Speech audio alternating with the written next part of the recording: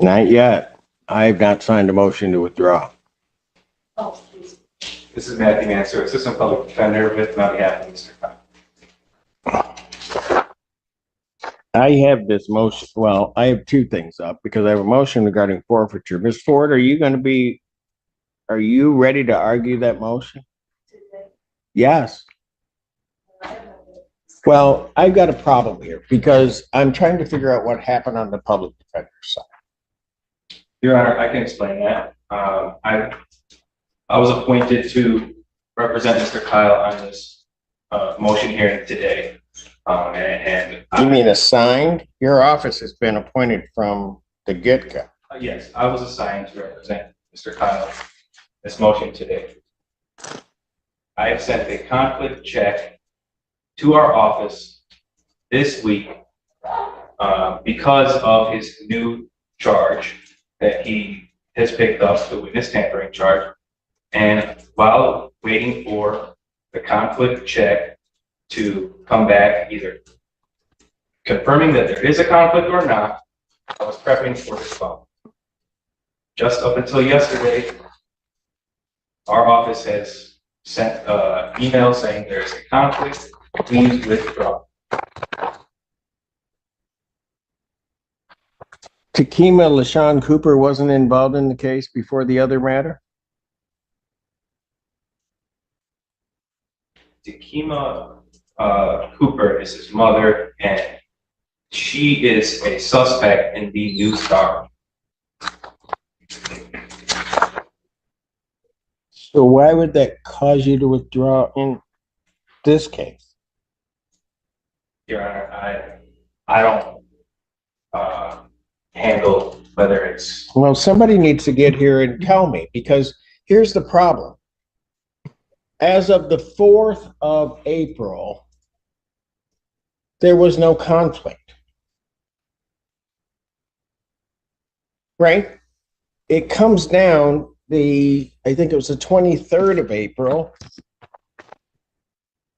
Then his exam is set before me. There's then a request for an adjournment.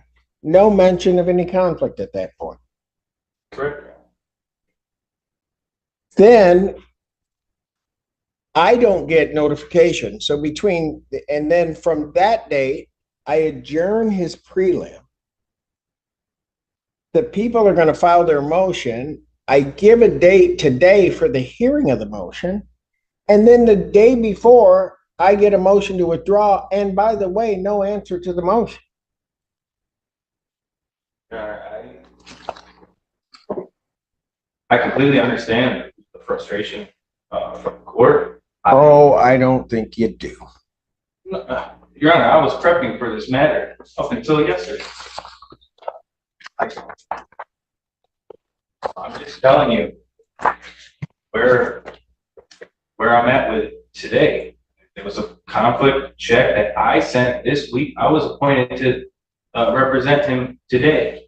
I sent that conflict check this week. So on the new matter.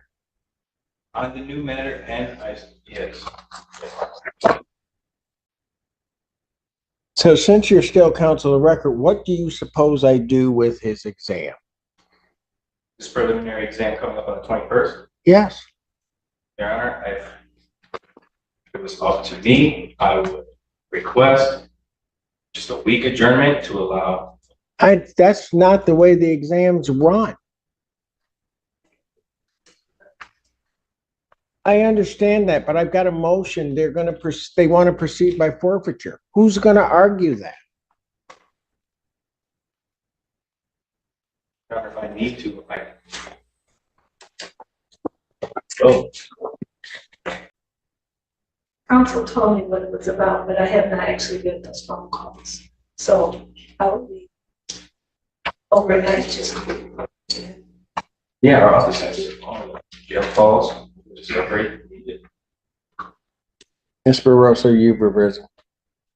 Your Honor, the forfeiture motion is on the assault with the intent to cause great bodily harm less than murder by strangulation or something, not on the victim's intimidation. We do not need the victim to proceed on intimidation because it is based on the jail calls. All we need is the officer. I would say unless defense counsel, unless the public defender needs to withdraw from the original offense because of a conflict, that we proceed on a motion today, since he was prepping for it up through yesterday, and he responded orally on the record. Is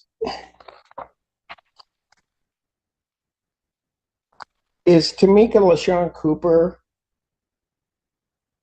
a potential witness in this case? She was not physically present at the scene, and it is my understanding, Your Honor, that the individual who the defendant called on the phone that was not 911 was the defendant's grandmother, not the defendant's mother. So she would not be a witness in any capacity in the assault GBH. She's just a potential co-defendant in the witness intimidation, which we have not brought charges against her in that case.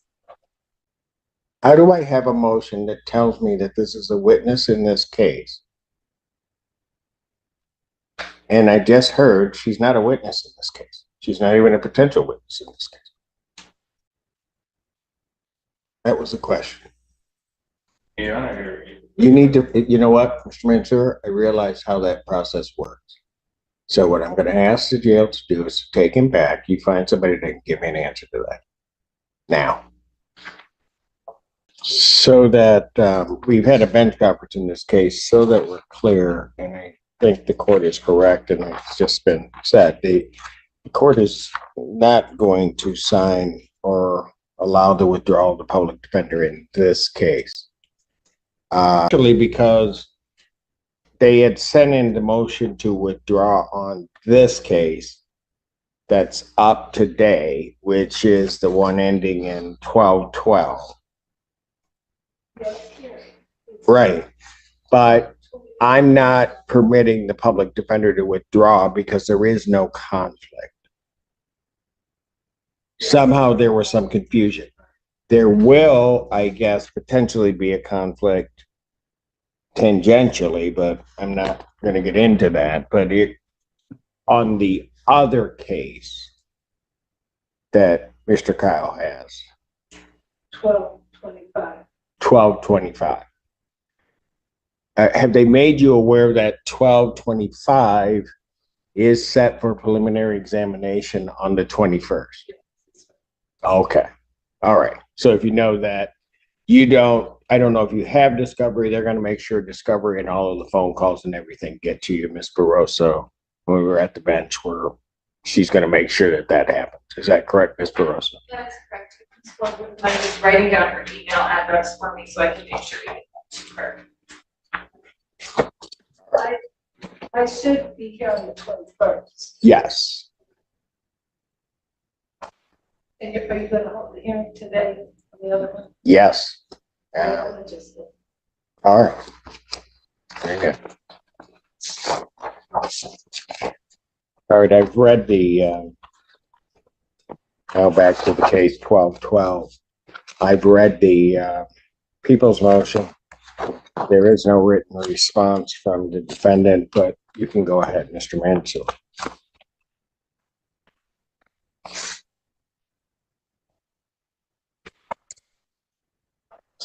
Did you wish to respond to their motion to admit statements? Your Honor, could I ask Ms. Barroso for a copy of those statements, the motion? That's my personal copy. Do you need me to email you a copy? Well, hold on, counsel. So, Mr. Mansour,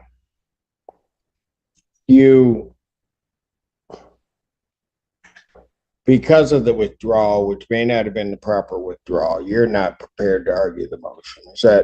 Would that be a fair statement? Your Honor, I would like to have additional time to be able to prepare, so. I think my question is a yes or no. So, to answer that question, not 100%, but I can do my best. Mr. Kyle, I'll let them explain to you what happened. All I know is we had set this, and I'm sure you recall you were here before me on that date, and I gave a motion date. People were supposed to have everything in, and that was going to be today, and then you have your exam set later in May on the 21st. What's happened, and I'll just explain it from the, I'll let everybody else fill in the details, okay? But I'll just say, yesterday I received a motion for the public defender's office to withdraw on this case, right? My understanding is it was only supposed to be relative to your other case. Got it? So, from what I'm understanding from what Mr. Mansour said on the record earlier, that he's preparing to handle this motion that I have set for today, but then once he's apprised and he doesn't make that decision that there's a conflict, he stops. While he's willing to argue it, I don't know that he's had the time to thoroughly go through it because he had to stop. Okay. Okay, to try to salvage this and not jeopardize, most importantly, the people's right as well as your rights, Mr. Kyle. I'm going to do it this way. Timing won't be ideal, but I'm going to adjourn the hearing on the motion for forfeiture to the 14th in the afternoon. All right. Folks, the people here should, I think, be here. I'm going to go in the afternoon because you should be here on prelims in any event. So I'm trying to pick that date that causes, I'll be here anyway. So, and you ain't going anywhere. So you'll be here. Okay. So that's what I'm going to do. You understand that, sir? All right. You have any questions about it for me? Okay. All right. That's what I'm going to do. So I'm going to adjourn the motion. Your exam, which is really the most important part of this because it's already been adjourned, I'm keeping that on the 21st. Okay. I'm just taking this motion we were supposed to hear today, giving a few more days, let them get caught up, and then I'll hear it on the 14th. Fair enough? Yes, at 1 o'clock. All right. The courtroom session begins with confusion surrounding the defense representation of Mr. Kyle, the assistant. Public defender explains that he was assigned to represent Kyle, specifically for a motion hearing involving a forfeiture issue, but shortly before the hearing, the public defender's office discovered a possible conflict of interest connected to a new charge involving witness tampering. According to the attorney, the conflict arose because Kyle's mother, Tamalise Cooper, had become a potential suspect in the new investigation. Because of this, the public defender's office believed it might not be able to ethically represent Kyle in the case. As a result, a motion to withdraw from representation was filed shortly before the hearing. However, the judge immediately expresses concern about the timing. From the court's perspective, the case had been moving forward for weeks without any mention of a conflict. The preliminary examination had already been scheduled, and the prosecution had prepared a motion related to forfeiture by wrongdoing, illegal, argument allowing certain statements to be admitted if a defendant attempted to intimidate or interfere with witnesses. The judge points out that the court only received the withdrawal request the day before the hearing, and no written response had been filed to the prosecution's motion. This creates a major procedural problem because the hearing was scheduled. Specifically to address that motion, the prosecutor clarifies the situation further. The witness tampering allegations stem from recorded jail phone calls, which the prosecution believes demonstrate attempts to interfere with the case. Importantly, the prosecutor explains that Kyle's mother was not actually a witness to the original assault, meaning she would not be testifying in that case. Instead, she might only be connected to the separate witness intimidation matter. This clarification raises an important question for the court.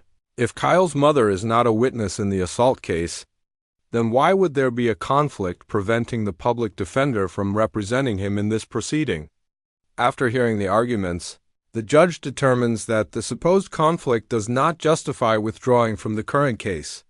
The court concludes that there was confusion between the two separate cases and rules that the public defender's office must continue representing Kyle for the matter currently before the court. With the representation issue addressed, the judge turns attention back to the prosecution's motion. However, because the defense attorney had paused his preparation once the withdrawal request was filed, he admits he has not fully reviewed the motion and would prefer additional time to prepare a proper response. The judge recognizes that the situation has created a procedural delay but emphasizes the importance of protecting the rights of both the defendant and the prosecution. Rather than forcing an unprepared argument, the judge decides on a practical solution to keep the case moving forward without compromising fairness. The judge adjourns the forfeiture motion hearing and reschedules it for May 14th in the afternoon. This allows the defense attorney time to fully review the motion and prepare an argument. At the same time, the judge keeps the preliminary examination scheduled for May 21st, emphasizing that this part of the case is the most important step and has already been delayed. Once before concluding the hearing, the judge explains the situation directly to Mr. Kyle, ensuring he understands the new schedule and the reason for the delay.